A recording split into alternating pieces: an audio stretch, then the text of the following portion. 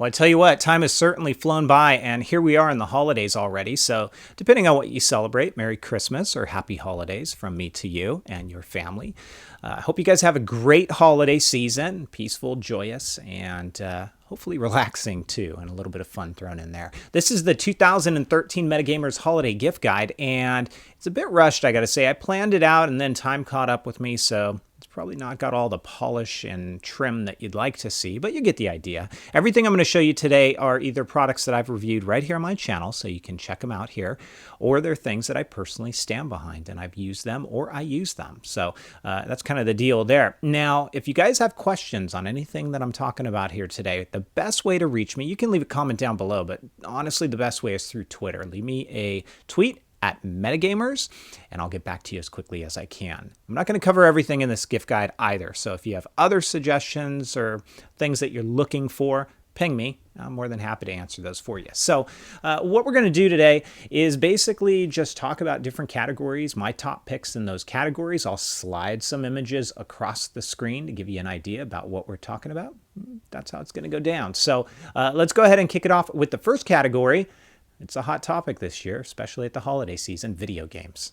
So let's talk about handheld consoles in the video game arena first. And I'm going to break it down into two camps, really. There's the Sony PlayStation Vita, and there's the Nintendo 3DS, 3DS XL, and Nintendo 2DS. And my nod is going to the Nintendo 3DS family. Here's the reason why. Now, don't get me wrong. You can't go wrong with the PlayStation Vita. There's plenty of great games there. The graphics are outstanding. Of course, if you have a PlayStation 4, you can do remote play with it. There's lots of good features to it, but the Nintendo 3DS, it's just fun, and at least for me, and I find myself playing my 3DS XL a lot more than I do my Vita, and I think that if you've got children in the family, you've even got the gamers in the family, there's a bit of nostalgia to it as well. You don't always have to use the 3D feature, and I would recommend going for the 3DS XL. It's got 90% larger screens than the standard 3DS. You sacrifice a little bit in the speakers. The speakers aren't quite as good as the 3DS, but it's a great, great system.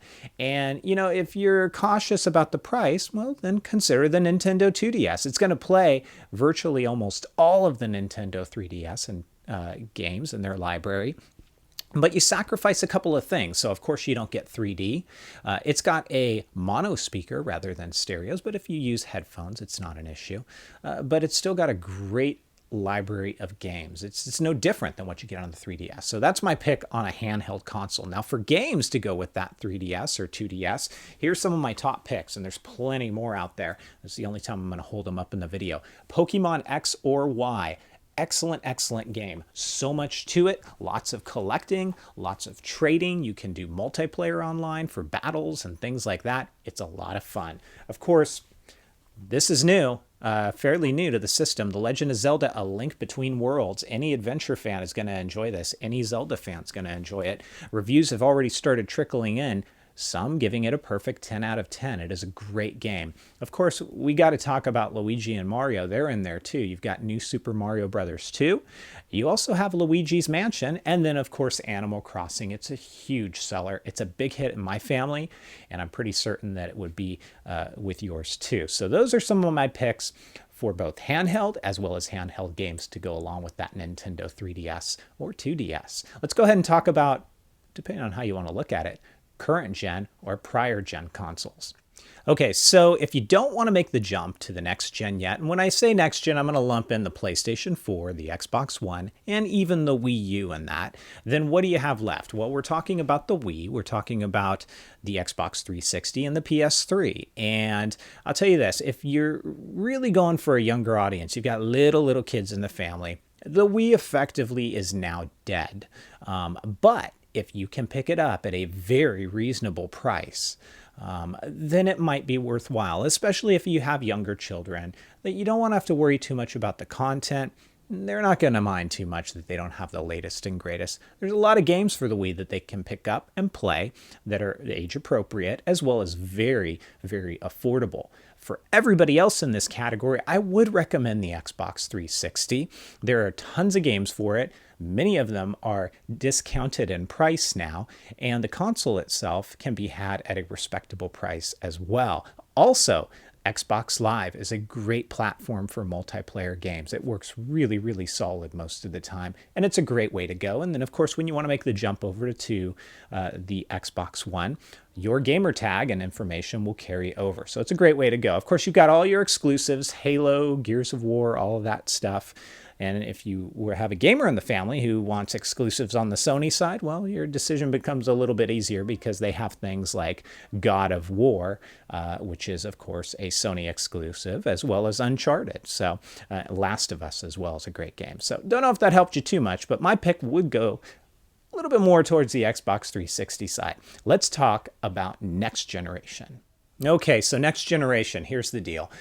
I'll be honest with you. Right now, there is, at least in my mind, there's not really a compelling reason, and I'm talking about the PlayStation 4 and the Xbox One. There's not really a compelling reason for a non-hardcore, I must have this day one to pick up a PS4 or an Xbox One. I've got them both. The games are good so far, but they're not great, and they're only going to get better with time. So unless you have your mind really set on picking one of these up for the holidays and you happen to stumble across one in the store, I'd probably pass, to be honest with you.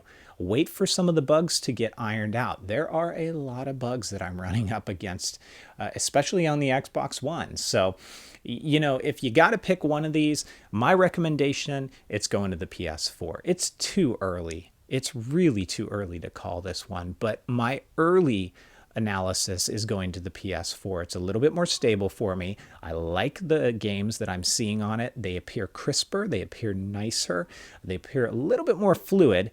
But again, that's going to change with time. It doesn't mean that it's superior to the Xbox One, because only time's going to tell when it comes down to that. Now, I know I haven't given Nintendo love here, but I will tell you this.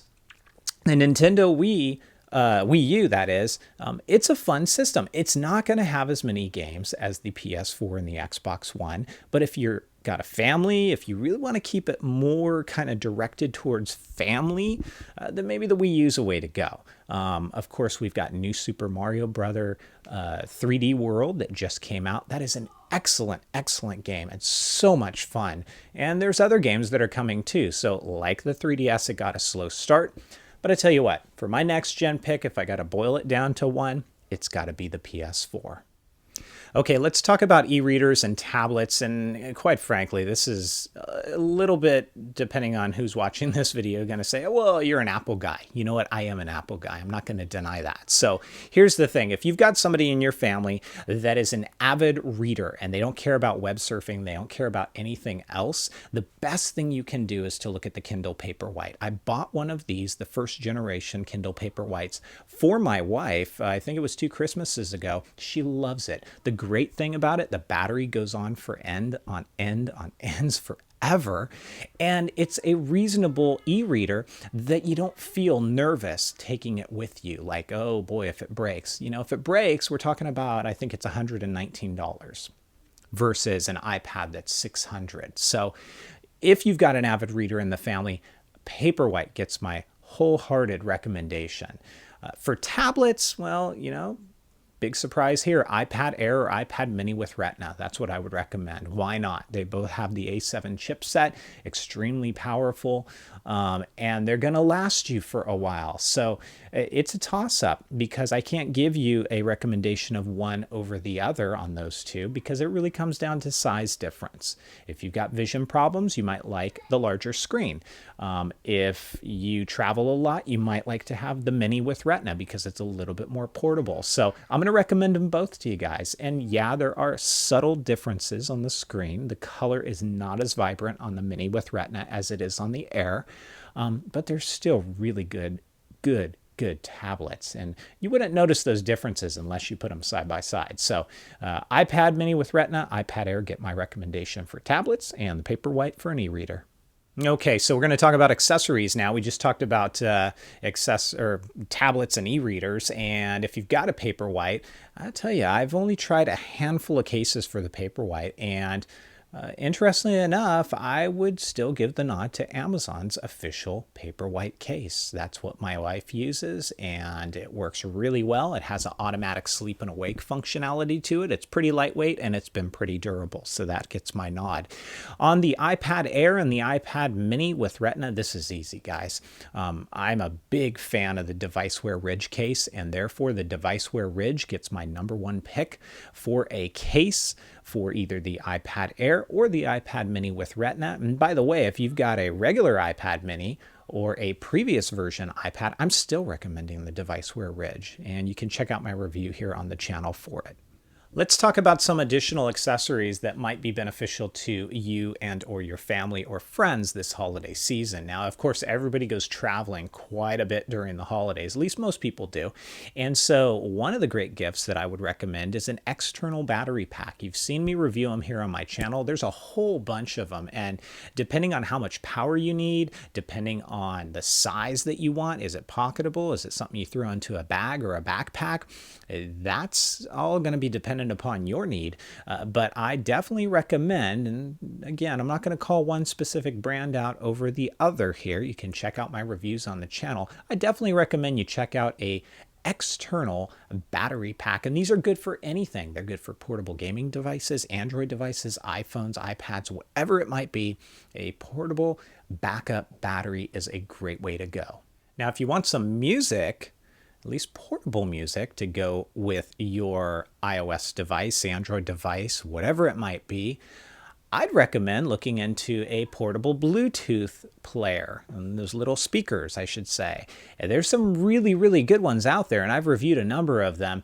Some of my top picks go to the Jawbone Jambox Mini. I've also got the id America Bluetooth speaker that I've reviewed, as well as another one that is by Lusa.